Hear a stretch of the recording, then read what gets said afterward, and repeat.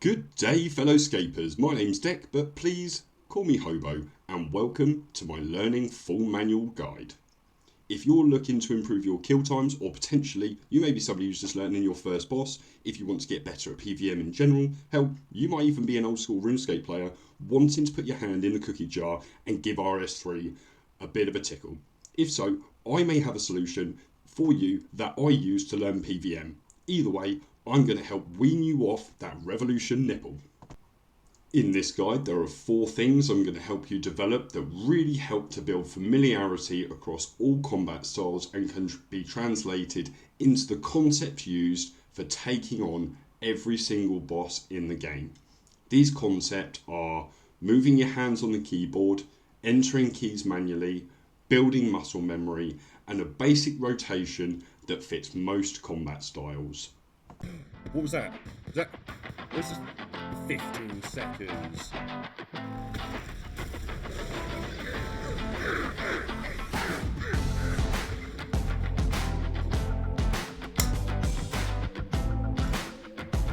Yes!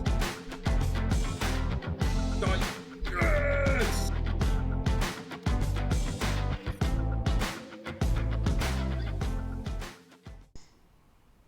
So first things first, we're going to make one simple change to what you do probably every day. We're going to change your directional arrows from AW, S and D to AS, D and F.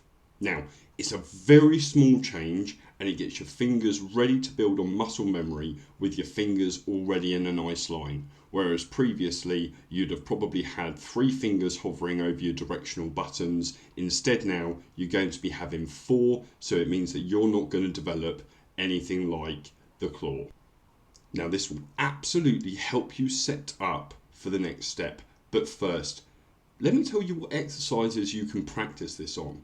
Now there are a couple of different activities all within RuneScape that will help you build the muscle memory when using the different viewpoints. Some of these are even not PvM. Of course you can do it for things like when you're AFKing over at Gobble's Dungeon 1 or 2. However, what you can also do is use it over at Citadel. This is particularly good, I found, when you're using the kiln. This is because I found that you can change the direction so you're always rotating round as you go around with the kiln. The other is archaeology. Of course, in certain places within archaeology, it means that the sprite that you focus on is going to move around, especially within the buildings, which means that you naturally have to change your viewpoint. Of course, another option as well, and you'll see it on the screen, is agility.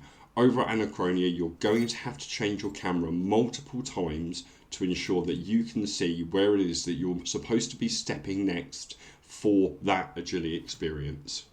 Now this shouldn't take too long to get adjusted to, but it will help you get all of your fingers into a resting position without developing the claw.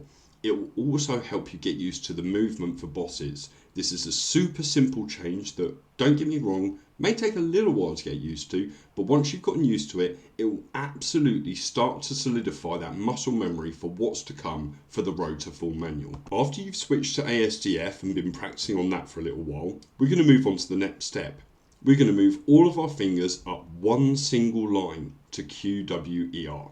We can fill this with an ultimate ability, an adrenaline potion, vulnerability bombs. I also have smoke cloud on this, but I recognise not everyone will have access to ingenuity of the humans, meaning it's not practical for all styles.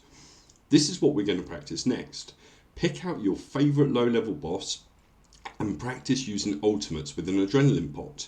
You can manually use your threshold abilities by clicking on them if you wish. Try to ensure you're forcing yourself throughout the fight to change the camera from bird's eye to behind, to the side and to the front. This will teach you the muscle memory for the next step, which is obviously going to be shifting up and down lines on the keyboard whilst manually inputting your first ability. Feel free to leave everything else on Revolution. However, we need to make sure that we are definitely getting used to using an ultimate and probably an adrenaline potion. Now it's worthwhile mentioning that if you choose to do this using the basic combat triangle, so magic, ranged and melee, this will be a lot easier to use with the persistent rage relic, which requires 98 archaeology and the Dagon the Gatekeeper completed. This is because of the fact that you will likely start each battle against your chosen boss with 100% adrenaline, meaning that you can start with your ultimate each time. If you want to use Necromancy for living death, it's worthwhile knowing it has a cooldown of 1.5 minutes. So instead of the other 3, which have 1 minute, you will now have to make an adjustment, which we'll get to in a second. As you'll see, I open up this battle against Hermod with a living death ultimate. I use a Von Bomb when he spawns, and I also use my adrenaline potion. This has already started ensuring that my thresholds, Finger of Death and Death Skulls are being used sooner. Now, if you want some consistency with this setup for Necromancy, you'll want to do the following after every kill. Teleport out towards retreat, quickly reload your preset, use the fountain to restore your cooldowns, and then head over to the crystal to build your adrenaline. Now, this may seem like a little bit of effort, but the more you do, the faster the kills. You'll want to use this method especially for tougher bosses further down the line, so it's an extremely good habit to get into. Now, if you don't feel confident enough to do this yet, feel free to just use one of the other combat styles with the persistent rage relic active and just open with the QWER method. So at this point in your development, you may realise that you're actually already partially on your way to doing manual. You're using ASDF to change your viewpoint. This is using effectively replacing your directional arrows, and then you're using QWER to open up with an ultimate rotation. The next step is going to be adding one single button, and that is the Alt function. It's where my thumb naturally sits and tends to rest, and it's easy to get to, so it's not a stretch for me to use my conveniently placed thumb on this button and use it. Now, in terms of keybinds, it opens up our options quite a bit. We can use Alt QWER and Alt ASDF. Now, for my Alt QWER, I tend to place my conjures here. So this is Conjure Skeleton, Conjure Zombie, and Conjure Ghost. For other styles, I typically tended to use Tsunami, Tendrils, and a few other abilities. For the sake of simplicity, I'll talk about Necromancy as three abilities are conjure only. The reason I tend to place these here is because it's not often I'll be using these abilities in combat, as I would have already pre-summoned them, and I've used live transfer to keep them active, and therefore it minimises the risk of me using my ultimate at the wrong time by accident through the intentional use of a threshold. You'll see some of the benefits here where you're running back to Hermod, and as an example, I can pre-summon all of my minions before I enter the fight, meaning I can start with all my summons without using any adrenaline beforehand. So at this point, we're starting to stitch together what you've learnt. So moving your hands up and down the keyboard, inputting abilities at certain points but without using any additional buttons, because we're going to keep it simple by using buttons that we already know how to press easily, but we'll be shifting our fingers down a few centimetres. What we're going to do now is pre-summon all of our loyal supporters before entering this fight, and when Hermod lands, we'll use our ultimate and our adrenaline pot. We will then allow Revolution to build a little bit more adrenaline from our basics, and when you want to and have built your adrenaline and stacks, you'll unload your thresholds in Finger of Death, for example, along with your weapon spec and Death Skulls. You will start to notice how each fight will now start getting much shorter as you have access to super powerful abilities much sooner. Now, the way that we're going to be doing that is just by inputting a small change. We are going to carry on using ASDNF, we're going to carry on using QWER, we're going to carry on using the Alt function key, but now we're going to place our thresholds and our weapon specs onto Alt, A, S, D, and F. Congratulations, gamers! It's worthwhile noting that you have just crossed a threshold and a massive milestone.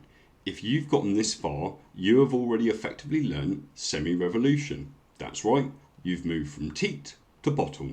This is the start of building a rotation, which allows you to start reacting to mechanics as well as doing huge damage. This is done through a variety of ways. Basic DPS rotations look very close to the following: Ultimate, build adrenaline, and then nuke with high-powered abilities. By doing it this way, You've already built your muscle memory to do just that. In this example, we've been using an ultimate, an adrenaline potion to build your adrenaline. You've built adrenaline using basics, and then you've started to use your hard-hitting abilities. Now the next thing is going to be inputting your basics. Necromancy is a very good example of a combat type because it only has 3 basic abilities. For this, I find that this is the last and the least important thing to learn, as long as you have the most sensible ability order that you can have on Revo. But that being said, you may want to have certain effects from these abilities at certain points while you're battling. So it's still very important to learn. Take Nex as an example. During phase 3 of Nex, you do not want to be using bleeds as they will heal her. So you want to ensure that you're not using abilities such as Corruption Shot, and therefore you have a choice to make. You can either remove from your bar entirely, or you can input actions instead of this. This is particularly good for muscle memory. It works out better for you to leave it on your bar and input the actions yourself. I personally put Touch of Death, Soul Sap, and then 2 basic abilities so that my fingers can always key something in. This is yet another small step. We're going to extend the range of our hands from Q, W, E and R to 1, 2, 3 and 4. And then back to ASDF, and of course we'll be using the alt variants of this. The reason for this is that it's very important, as sometimes you'll want the effect of certain basics. For example, you may want to build soul stacks, or you may need stacks for Finger of Death. For other styles, you may want to use corruption abilities for a bleed, or use an area of effect, like cleave for mobs. After this, you'll begin to naturally add things to your bar, particularly with buttons close by. So for example, Z, X, C and V, G and T, and their alt variants. As an example, for X, C and F, I use this for movement, such as surge, escape and dive. This helps me to navigate. These abilities are great in places like Elite Dungeons, and I also use them a lot in War's Retreat to save time between banking. Now another thing that will help you on your road to full manual is an MMO mouse. I personally prefer not to press any abilities this way and prefer instead to add functions. For me, 1 and 2 are food and brews, 3, 4, 5, 6 and 9 are prayer switches, 7 and 8 are book activations and familiar specs. The rest will be keybound when I decide to swap styles. So for example, when I use dual wield, shield swaps and 2 hands. I'm using a Razer mouse for this as it has 12 binds, but I'd recommend that once you've learnt manual, that if you're looking to go to the next stage, to also get one of these MMO mouses, as it will massively extend your range and your capabilities. Now let's tie this together. So we've already swapped over our directional view from AWS&D to ASD and F. That's one line down. We've also keybound Q, W, E and R for our ultimates and adrenaline building functionality. We've mixed in the alt variants to use your thresholds and of course your summons across Q, W, E and R, as well as A, S, D and F. On top of that, we're now starting to use our basic abilities across 1, 2, 3 and 4, and when you have time to train and to practice, it's not a lot to go onto X, C and V for your direction and your movement. Now we've stitched all of that together, you should be good to start practicing this at your favourite bosses. Some bosses that I would really recommend this are basically bosses with good HP pools, so they won't die immediately after 10,000 damage, and you also want bosses that don't have a huge amount of mechanics that you naturally have to deal with. So if you can move out of the way or just stand there and face tank them, that's probably better. 2 bosses that come to mind for this are Vindicta as well as Hermod. Both of them are really good examples where they both have 200,000 HP. They don't have mechanics that you need to deal with by using resonance, for example, or devotion, and they don't really require you to move around a huge amount to be able to do your rotation. So I would suggest you start moving across to one of those 2 bosses and start practicing full manual before moving on to bosses that require defensive abilities, which you can start to key in later. But thank you very much for sticking with me for this long. Now, if you feel that you've learned something or that you've really enjoyed this type of content, please consider dropping a like, subscribing to the channel, and following me across Twitch, where weekly I tend to go live on Thursdays or Fridays at 6 PM game time. If there's anything else that you want, please drop it in the comments. I'll be more than happy to help you guys on the road to learning full manual and of course getting better at PVM. Thank you.